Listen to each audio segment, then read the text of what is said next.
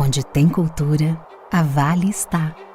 No poder criativo que nasce dos palcos, orquestras, das artes, das ruas e dos museus.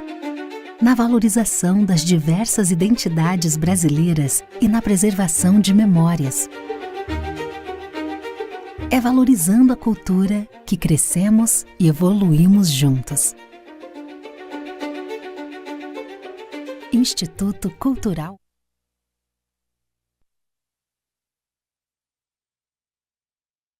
Boa noite. A literatura em movimento. A roda de conversa acontece em uma grande sala bem iluminada, similar a uma biblioteca, e com muitas janelas de vidro. Centralizado diante da parede dos fundos, encontra-se o local onde os palestrantes se assentam. Há um pequeno tablado onde 3 cadeiras foram dispostas, intercaladas por 2 mesinhas que carregam copos com água e livros. De trás do tablado, cobrindo uma parte da parede, há um grande banner composto pelo design e tema do quarto Fli Itabira, em tons de rosa, azul escuro, azul claro, lilás, laranja e cinza. Pendurado no lado direito do banner se encontra uma TV disposta na vertical que passa o intérprete de Libras ao vivo. Diversas cadeiras foram dispostas na sala, de frente para o tablado destinado para a plateia. Da esquerda para a direita, a primeira pessoa sentada é Adriana Zenesi, uma mulher branca de cabelos escuros, lisos, cujo comprimento lhe passa o ombro. Ela traja vestido preto e por cima usa um kimono estampado em tons de laranja, verde, amarelo, azul, vermelho e preto. Leva no pescoço o crachá dos participantes do evento e usa óculos retangulares de ar azul. A segunda pessoa sentada é uma mulher branca de cabelos lisos, castanhos, que lhe estão presos atrás da cabeça. Ela traja macacão regata preto e leva no pescoço o crachá dos participantes do evento. Usa óculos retangulares de aro preto. A terceira e última pessoa sentada é Carla Queiroz, uma mulher de cabelos loiros, lisos, cujo comprimento lhe passa os ombros. Ela traja blusa preta estampada de prata e calça preta. Leva no pescoço o crachá dos participantes do evento. No canto inferior direito do vídeo em questão estão do início ao fim os intérpretes de Libras, mulheres que trajam blusa preta. Elas traduzem simultaneamente tudo o que está sendo falado. De tempos em tempos, a plateia é filmada e está cheia. No canto superior direito do vídeo em questão, lê-se Quarto Fli Itabira. E a Adriana vão falar um pouquinho alguns dos programas mais de vanguarda, digamos assim, relacionado ao livro e à leitura em São Paulo. Eu desde ontem, quando pensei que a gente ia se encontrar aqui para falar, eu falei, não vou deixar de fazer esse comentário. O Estado de São Paulo, que é diferente, né, do município, o Estado de São Paulo, essa semana, veiculou uma informação de que eles iam fazer um leilão para que 17 unidades escolares do Estado de São Paulo fossem administradas por uma empresa particular. Essa empresa particular é a mesma empresa que administra os cemitérios do Estado de São Paulo. O governador do Estado acha que você pode colocar uma mesma empresa que administra cemitério para administrar escola no nosso Estado. Carla e Adriana, que estão aqui representando a Secretaria Municipal de Educação, são a representação concreta do oposto disso. Essa mesa chama Literatura em Movimento, porque elas têm, de fato, feito um movimento, que é um movimento literário de extrema importância para a cidade de São Paulo. Eu queria já passar primeiro a palavra aqui para a Carla começar a contar para a gente a idade desses programas, porque pouca gente sabe, por exemplo, que o Minha Biblioteca tem décadas, né? E a Adriana também, que pode complementar isso, falando um pouco, por exemplo, de um programa que, para mim, é muito querido, que é o Sala de Leitura, né? Então, passo para vocês para começar a contar um pouco do que é uma literatura em movimento de fato. Então, a secretaria, diferente do Estado, né, a gente gosta bastante de reforçar, prioritariamente, todos da Secretaria Municipal de Educação são funcionários de carreira, ou seja, todos são professores, cargo base inicialmente. Então, nós temos professores, coordenadores, diretores que saem por um período da escola e vai exercer sua função na secretaria. Eu estou já há 8 anos na secretaria, sou professora de cargo base, hoje o meu cargo é de coordenadora pedagógica, mas estou na secretaria já há 8 anos. E a sala de leitura, para quem não sabe, é um projeto com 52 anos, né? Então, ela surge em 1972, com uma parceria com uma biblioteca pública, e surge em formato de decreto que todas as escolas teriam uma sala, né? Porque nós não usamos a palavra biblioteca, porque nós somos professores e não temos os bibliotecários. Então, na prefeitura, falamos sempre salas ou espaços de leitura. Então, esse projeto já tem 52 anos. E o Minha Biblioteca, que também é o nosso queridinho, ele surge antes de 2012, 2013, e é um projeto que nós fazemos, é um decreto municipal, e entregamos 2 títulos de livros por ano para cada estudante montar sua biblioteca. E quando a gente fala de São Paulo, é um mundo, né? A gente gostaria sempre de levar nossas experiências para as outras cidades, porque nós estamos falando no mundo de 1.100.000 estudantes. Então, são 1.100.000 bebês, crianças, jovens, adultos, adolescentes e idosos que recebem por ano 2 títulos de livros para fazer sua biblioteca. Perfeito. Eu estou na Secretaria de Educação, mas eu sou professora. E, mesmo lá, sou professora. Eu sou uma servidora pública e eu trabalho para esses bebês, crianças, jovens, adultos e idosos. Eu estava como professora orientadora de sala de leitura e eu tenho uma experiência anterior à educação, com teatro, com música, e aí a gente leva isso, claro, mas a transformação que é visível na sala de leitura é algo, de fato, impressionante, né? Tanto para estudantes quanto para educadores. Então, os estudantes, as estudantes, eles têm, no mínimo, uma aula de leitura literária por semana. Então, nós escolhemos esses livros para fazer uma mediação adequada. Essa leitura ela acontece de várias formas. Pode ser uma leitura compartilhada, pode ser um dia que os alunos vão escolher, depois vão contar o livro que eles leram, né? Então, a forma como esses estudantes, essas estudantes, se envolvem nas aulas realmente é algo que nos mobiliza. Então, quem estava hoje na premiação e se emocionou vendo aquelas crianças e adolescentes na premiação da escrita e do desenho, sabe bem o que é isso, né? Porque a gente torce, é isso, a gente torce. A gente vê que a literatura ela vai se incorporando na vida desses estudantes, dessas estudantes. E por que a literatura em movimento? Porque isso se expande. Esses meninos, essas meninas, esses jovens, esses adultos, muitos não têm um outro tipo de contato com a literatura, senão através da escola. Então, é muito bonito isso que a gente vê aqui, esse movimento, né? Mas é na escola que a gente vai concretizar isso. Eu particularmente, acho isso maravilhoso. Eu sou editora, eu tenho uma editora há apenas 10 anos, né? Então, eu passei a conhecer esses programas a partir desse ponto de vista muito recentemente, né?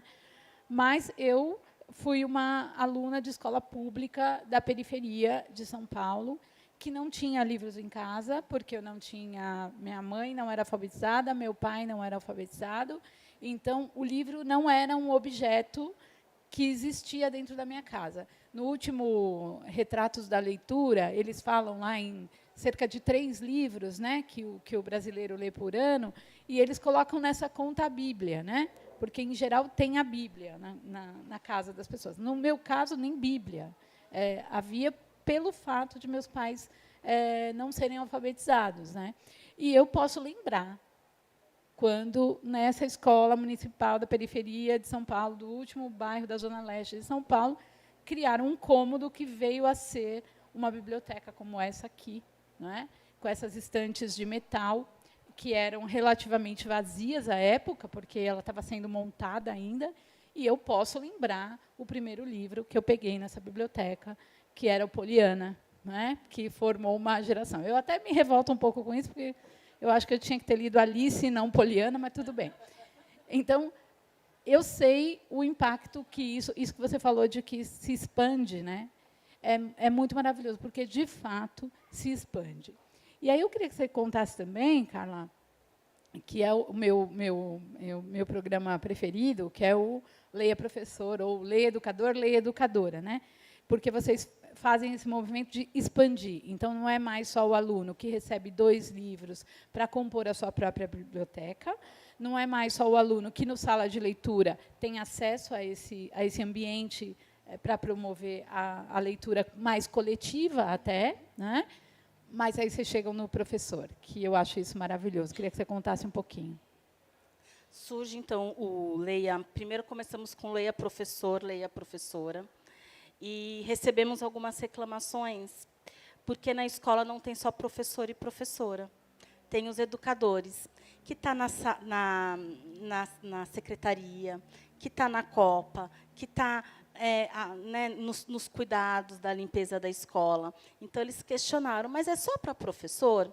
Então, imediatamente, já mudamos o nome, é Leia Educadora, Leia Educador, e fazemos uma compra, uma seleção de livros para esse adulto leitor ou não leitor, para participar desse clube de leitura. E nós escolhemos obras, desde as clássicas às contemporâneas, e esse professor também seja um leitor. Então, o que a gente percebe? Que, no dia a dia, na correria de um planejamento de sala de aula, muitos não têm tempo, ou acham que não... eu tenho que ir, vou comprar, eu não sou de ler. E esse livro, na escola, ele recebeu o nome de Livros em Movimento, justamente para isso. Eles não precisam de ninguém para ficar... para colocar num caderno ou fazer um empréstimo, eles ficam em um espaço aberto, né, na escola, e esse professor, esse educador, esse técnico de secretaria, ele vai, pega o seu livro, lê e devolve, né? É algo que a gente está tentando fazer esse profissional adulto se tornar leitor. E está dando muito certo, né? A gente tem experiências assim belíssimas. A gente está produzindo um documento desse clube de leitura, e a gente tem um livro do Walter que está aqui. Eu preciso registrar que o Walter Ugumãe está aqui, então eu preciso falar do livro dele, que fez muito sucesso.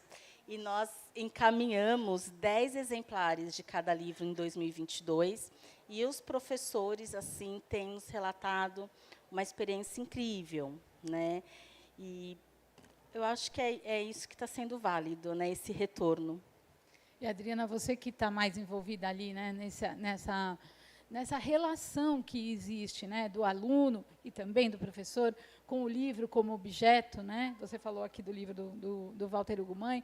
Uma das coisas que eu acho extraordinária também nesse Leia Professor, Leia Professora, e também na minha biblioteca, o Sala de Leitura, é que o livro que chega para o aluno e para o professor é o mesmo livro que está sendo vendido na livraria mais bacana da cidade de São Paulo. Não é uma versão comercial, menos, com um papel pior, com uma capa pior, e que é mais econômica, né? É o mesmo livro. E a gente sabe que... Exatamente. Não é como no PNLD, que sabemos, né? Você precisa fazer uma versão popular desse livro, né? E essa experiência também é importante, né? E eu vejo isso como um movimento também que valoriza o professor, porque o professor recebe um livro que é um livro de qualidade, é o mesmo livro que qualquer pessoa compra na Livraria da Travessa, por exemplo. Perfeito. Então, a materialidade do livro é muito importante, né? Seja para os educadores, para as educadoras, seja para os estudantes, para as estudantes. Então, até com os meus pequenininhos, eu tinha do primeiro ano até a educação de jovens e adultos. A faixa etária dos meus alunos e minhas alunas era dos 6 aos 80. Né? Então, E eu sempre dizia, tudo num livro conta a história. Tudo.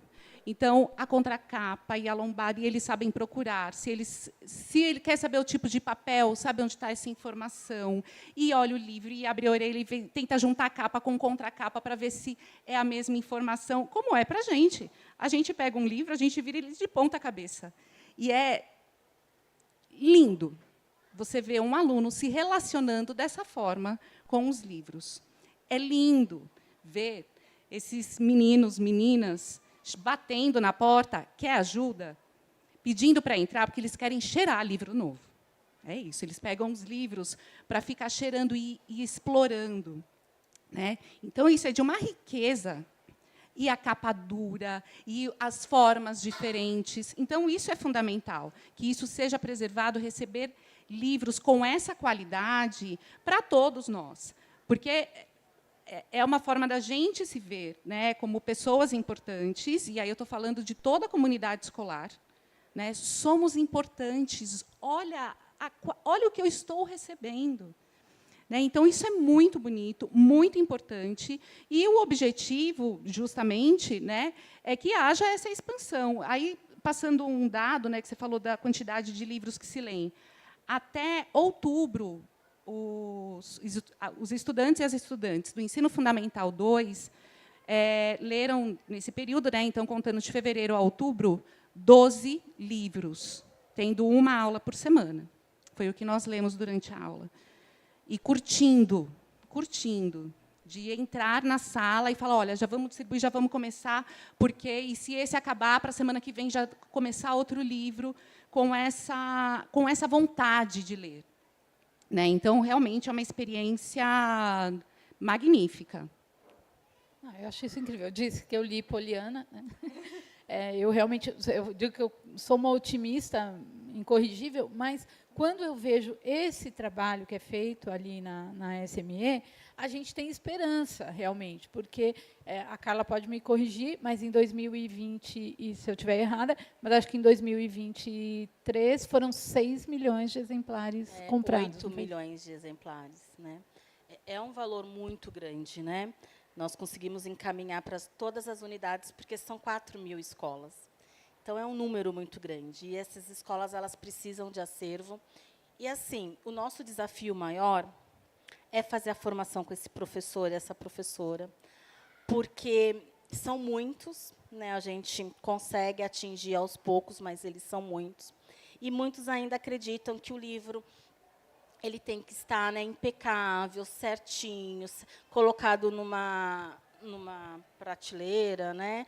E em ordem, ou por tema, ou por autor, e a gente vem quebrando, né? Esse livro ele tem que estar na mão da criança, ele tem que estar na mão do idoso, ele tem que mexer. Se ele rasgar, né, em nenhum momento a criança ou o adolescente vai receber uma bronca, né? Se ele, por acaso, ele levar para casa, perder por N motivos e chegar falando que esse livro não está mais, é claro, a gente conversa com a criança, mas não vai impedir de ela levar de novo. Então, a gente tem feito esse trabalho, mas ainda é um grande desafio, porque são muitos livros chegando, e o professor também, eu acho que a Adriana pode contar um pouquinho, de conhecer o nosso acervo. Né? Porque, como são muitos livros que chegam, eles têm pouco tempo, né? Eles elaboram a aula, mas, quando eles começam a olhar e falar assim, eu tenho esse autor, eu tenho esse livro, que maravilha! Né? E eu convido vocês para conhecer uma das nossas escolas, que assim é longe de tudo que nós lembramos da nossa infância, né? Daquela sala de leitura fechada, escura, que tinha uma pessoa, que era normalmente uma professora, ou que era readaptada, que ficava ali guardando os livros. Né? Hoje em dia, a gente vem vencendo as nossas salas de leitura, quase todas já não tem mesas, a gente está querendo já tirar as cadeiras também, para ter puffs, para ter esse movimento de um espaço acolhedor para essa criança, né, adolescente, idoso, mas é um desafio ainda muito grande para a gente, essa formação com o profissional.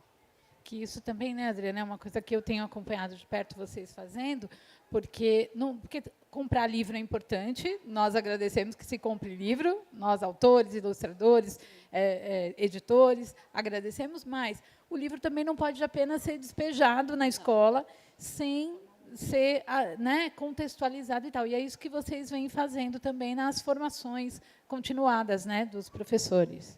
Perfeito. Então, os professores orientadores de sala de leitura têm encontros mensais.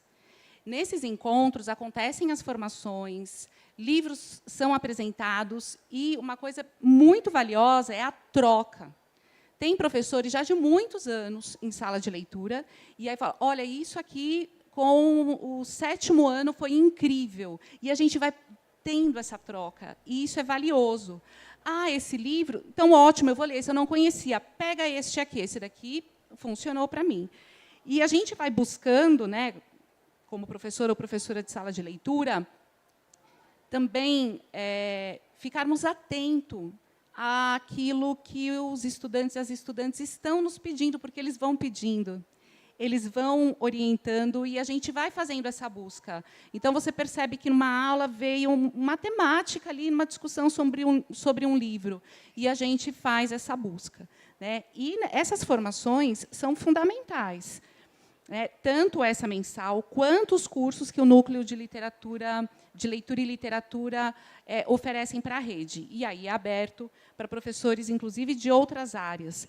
Né? São fundamentais, porque a gente tem um debate extremamente importante sobre gêneros literários, autores, escrita, outros projetos possíveis, como o Clube de Leitura com Estudantes, Slam, podcast literário, que é um projeto muito legal, academia estudantil. Então, isso tudo, quando a gente entra nesse universo, e é um caminho sem volta, né? Ainda bem, quando a gente vai adentrando e a gente vai estudando, e aí a gente vai querendo cada vez mais. E isso é oportunizado, isso que é o mais importante, é oportunizado. E, Carla, para completar isso, que eu realmente acho que quem está assistindo a gente há de convir que é um projeto completo, porque tem o aluno, tem o professor, tem a sala de leitura, tem esse livro que ele pode levar para casa e tal, mas aí vocês fizeram, no ano retrasado, né, uma outra coisa muito importante, que foi criar o Fli Sampa, que é um festival literário, no qual vocês convidam os autores e ilustradores que tiveram seus livros selecionados pela SME para fazer apresentações para as escolas, para os alunos, né, e para os professores, como a gente está vendo aqui no Fli Itabira, né? É um festival literário feito para eles, né? Queria que você contasse um pouquinho. Isso, o festival surge com a nossa participação na Bienal, né? Nós temos sempre, todo ano, na Bienal de São Paulo, um estande da educação. E o secretário, no momento, ele falou assim, por que nós não temos um festival nosso? Né? E, então, criamos, né? Eu falo criamos porque eu fiz parte do festival, que é Fli Sampa. Foi um festival literário voltado mais para educadores e os estudantes, porém, ele é aberto ao público em São Paulo. Foram 5 dias com atividades para as crianças, formação de professores, e foi um grande sucesso para a gente. Abrimos um edital público, convidamos alguns autores para participar, e agora, né, a gente fica, eu e a Adriana, o próximo já vai ser agora em 2025, porque ele virou uma lei municipal. E isso para a gente é muito feliz, porque no primeiro evento ele já entra para o calendário oficial através de uma lei.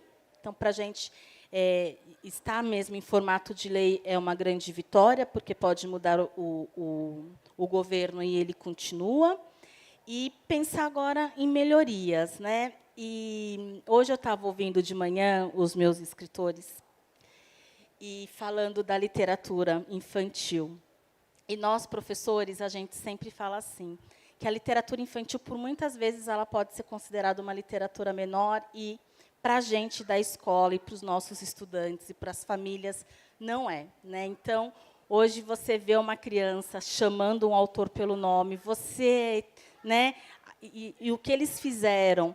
E aí eu fico pensando que o FliSampa, a gente teve uma programação de 80% praticamente de autores de literatura infantil e infanto-juvenil, e esses professores adoraram, e a gente está mostrando também para as famílias esses autores, né? Então, por favor, eu peço para os nossos autores de literatura infantil e juvenil, não parem de escrever para a gente.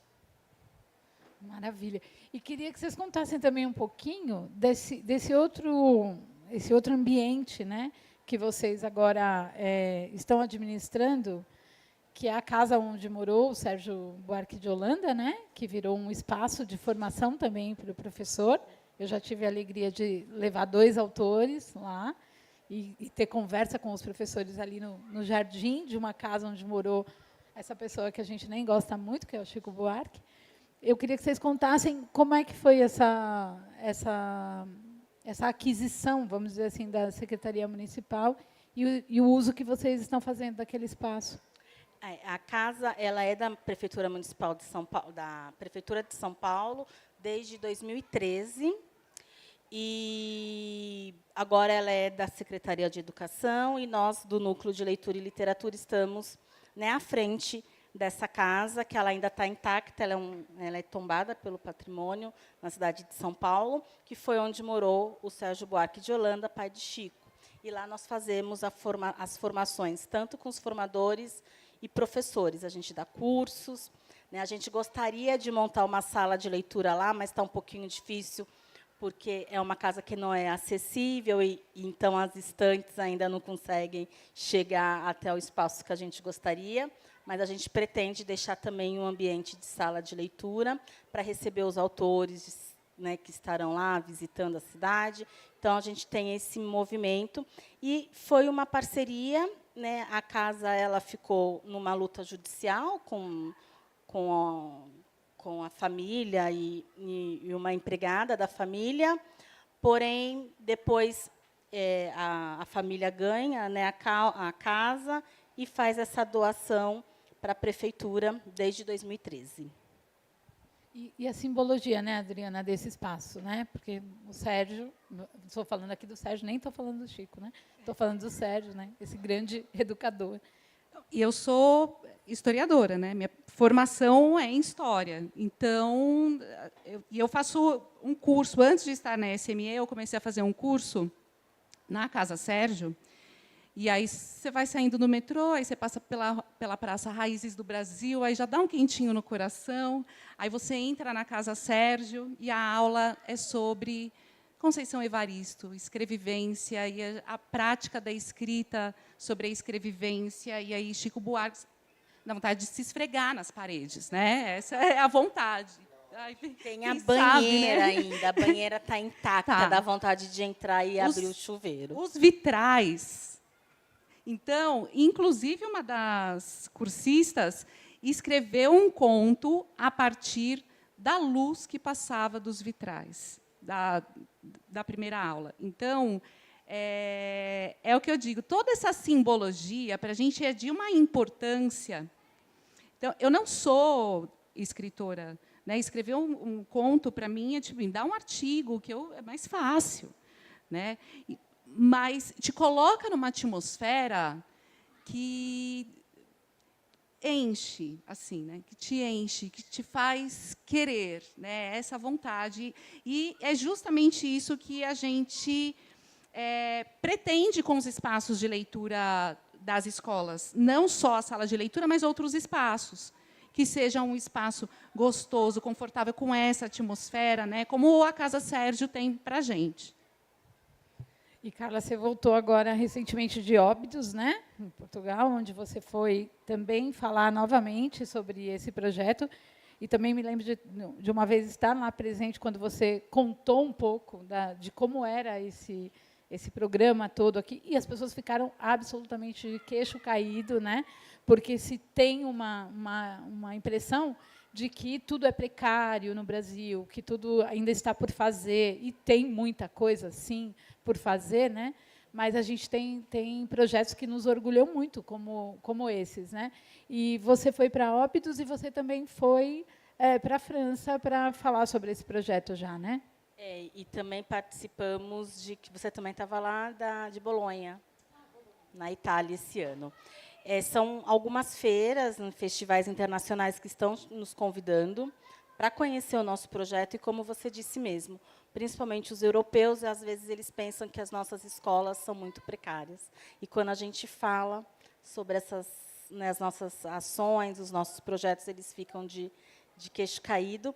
Esse ano, em Óbidos, nós falamos de algo que eu gostei bastante, que foi a literatura e os ODSs, que também é um tema muito caro para a gente, né? Nós temos um núcleo de educação ambiental, então nós conversamos também de um clube de leitura que nós temos, que é baseado num documento da ONU, com indicação de alguns livros que trabalham os ODSs, né? Então, a gente fez essa fala, agora, recente, faz nem 15 dias. Para a gente está sendo bem gratificante também mostrar para os outros países, outras cidades, sobre os nossos projetos.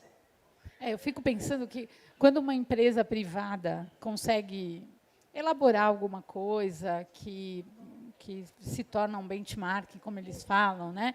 E algo que vira um case, e aí todo mundo começa a copiar, né? Eu fico pensando assim, porque mais pessoas precisavam conhecer por dentro esses projetos da SME de São Paulo, não que em outros lugares não tenha absolutamente nada parecido, pelo contrário, aqui em Minas Gerais, por exemplo, né, tem a Secretaria Municipal de Educação, que também faz aquisição de livros para todos os estudantes, para as escolas, tem feito um trabalho também de sem nenhuma interrupção há muitos anos, né? Mas, quando eu olho para São Paulo, tudo bem que eu sou paulista, mas, quando eu olho para São Paulo, eu falo, por que não copiar, né, uma coisa que está tão bem feita, tão bem organizada, né? Vocês pensam em fazer algum tipo de divulgação disso para outros estados brasileiros? Porque já está indo para fora. Por que não fazer também para outros estados uma divulgação desses projetos? É uma possibilidade, né? Porque eles vão crescendo e, de fato, pensar na experiência que as salas de leitura possuem, então, e das coisas que acontecem, é algo, de fato, para se olhar. Mas eu acho que é uma parceria que deve ir para frente, e mesmo nós recebermos também, né, esses cases de sucesso, para que a gente aprimore cada vez mais. Porque eu, até ingressar na sala de leitura, não tinha dimensão de algumas coisas. Assim como você, eu não tive uma formação leitora na família. O meu acesso foi via escola, e estudando autores brancos, né, somente homens, os clássicos, não tinha uma bibliodiversidade, né? E ótimo, que bom que isso está avançando, que maravilha, que riqueza, né? Mas aí você chega e pega um livro que é considerado um livro para a infância, Um Dia, um Rio, do Léo Cunha, e aí você fala, peraí, esse livro eu vou trabalhar do primeiro ano até a 4ª etapa da EJA, lá, aquela faixa etária, dos 6 aos 80. E é possível? É possível. E em cada turma, não é nem cada série, cada turma é uma descoberta. Então, como é que a gente explora isso dentro da escola, de forma que um livro, inclusive, está no Clube ODS, que a Carla citou. Então, o Clube ODS é importante porque a gente recebe uma quantidade de exemplares que cada um consegue ter um livro em mãos. E esses livros já foram tão usados, e aí falando dessa coisa de não pode tocar. Não, a gente já tem até, inclusive, que restaurar algumas coisas. E olha que maravilha, né? E esse tipo de experiência é só quando a gente adentra mesmo, mergulha e vê essa possibilidade. Que você está de fora, não troca essas informações, pode passar batida. Vou deixar aqui, só nesse público aqui, é um livro para a infância, vou deixar no ciclo de alfabetização. sendo que tem outras possibilidades, né? E que debates riquíssimos surgiram a partir daí. O Clube ODS mesmo, isso chegou nas escolas e foi uma maravilha. As possibilidades, foram 30 títulos. Né, com... Do Afonso está também. Do Afonso, tem, do Afonso está. Do Afonso está. Para quem não sabe, né, porque tem muita gente nos assistindo, ODS são Objetivos para o Desenvolvimento Sustentável. Né? Então, são livros para esse clube de leitura específico para tratar de questões que se relacionem com esses temas. Né? Tem uma pessoa que quer fazer pergunta. É possível, né?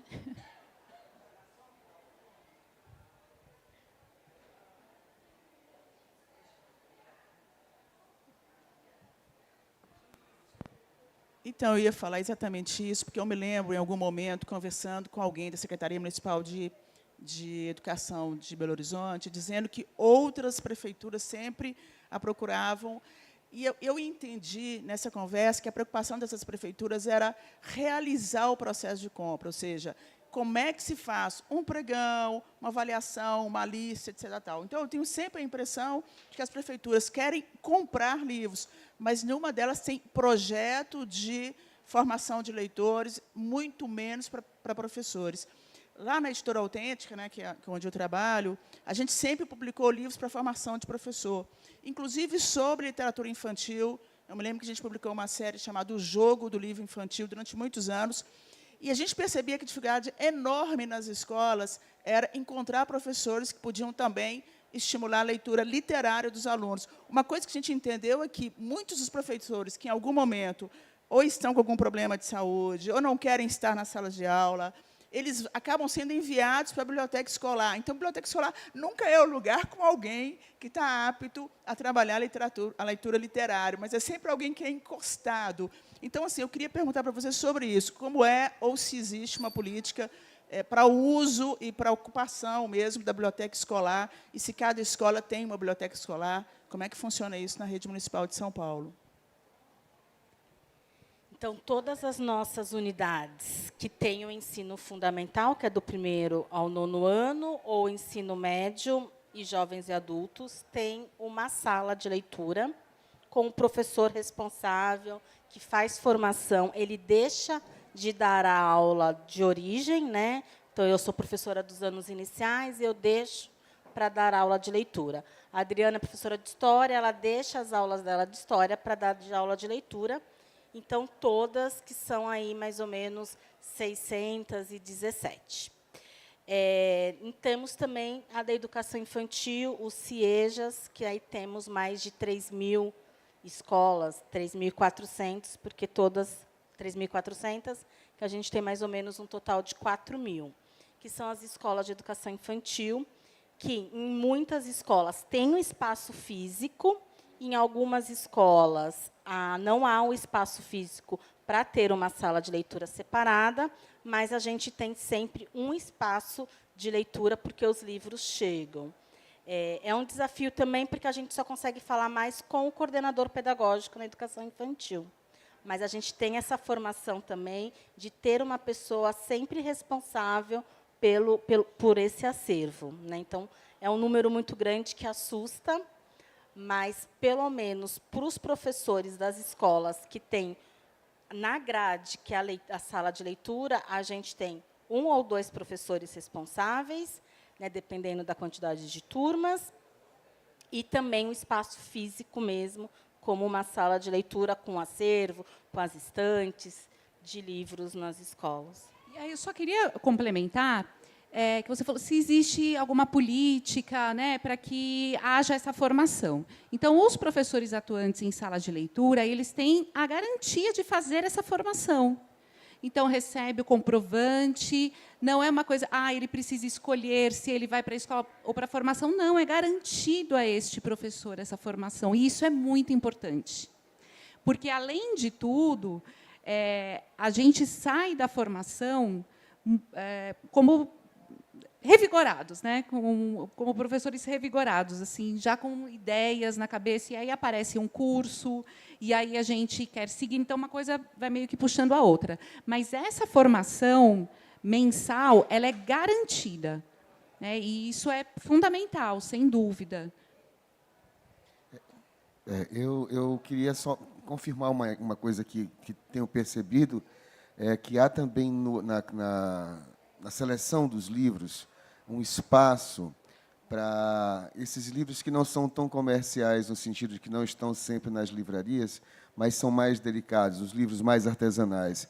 E isso também é um mercado que eu acho que, estando esses livros no acervo das escolas, você fortifica não só a experiência do leitor, com novas possibilidades, com novos formatos, com jeitos diferentes de se ler uma história, como também esse mercado, que é um mercado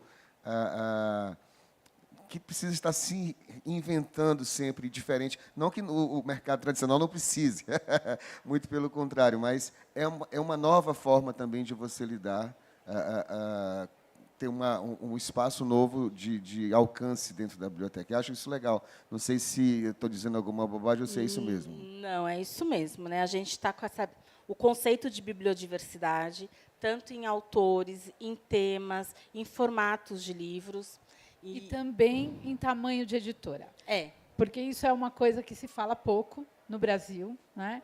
Mas é importantíssimo, porque a bibliodiversidade tem também que considerar que esse dinheiro que está sendo usado para comprar livro para os alunos da rede pública é um dinheiro que, na verdade, é nosso, porque esse dinheiro é um dinheiro do país, é um dinheiro nosso. E esse dinheiro, idealmente, deveria servir para fomentar editoras brasileiras.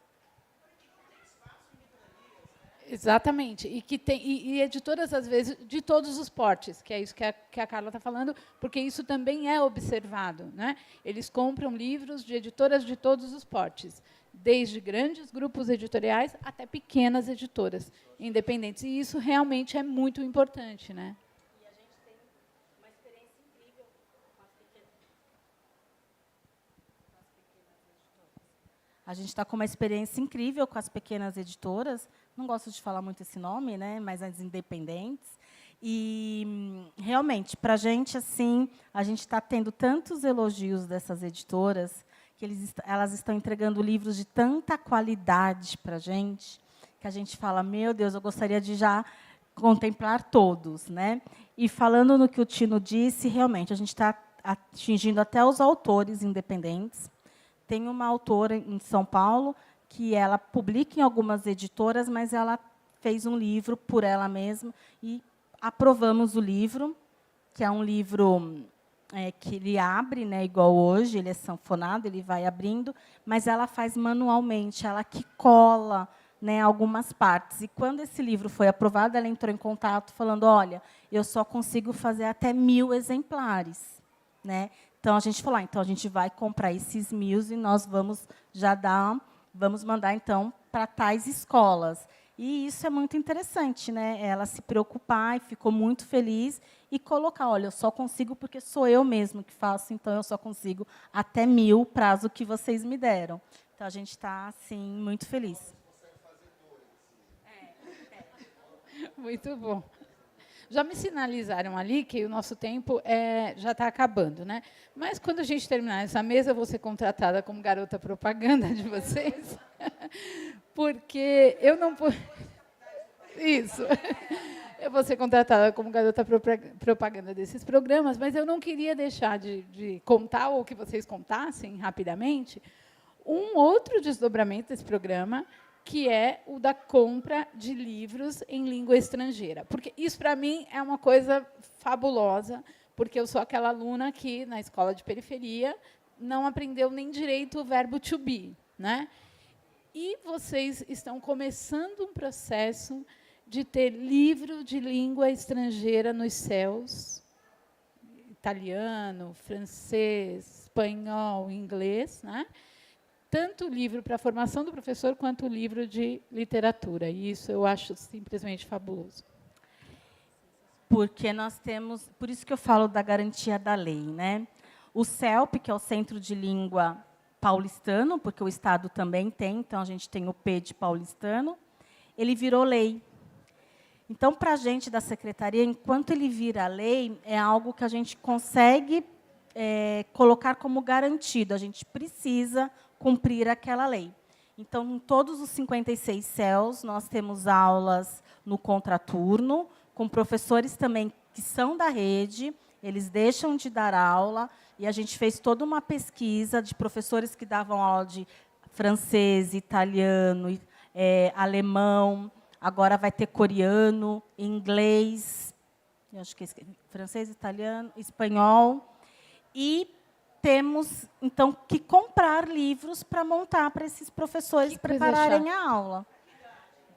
Então, nós temos, a partir do 5º ano, 9 anos para mais, e agora teve uma mudança na lei que reformularam, que vai poder não só estudantes da rede, né? Quem for da cidade de São Paulo vai poder se matricular também a partir do ano que vem, que a gente vai conseguir fazer essa matrícula. Então, para a gente está super feliz, porque eles precisam também trabalhar com esses livros dessas línguas, né, que a gente não tinha acesso antes, né? É maravilhoso.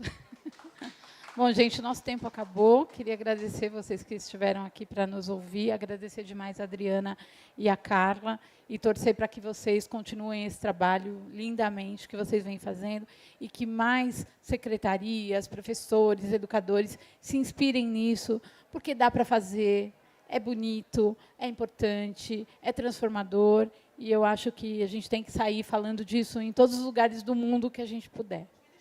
Muito obrigada. Podia. A gente passa o link assim discretamente para ele ver.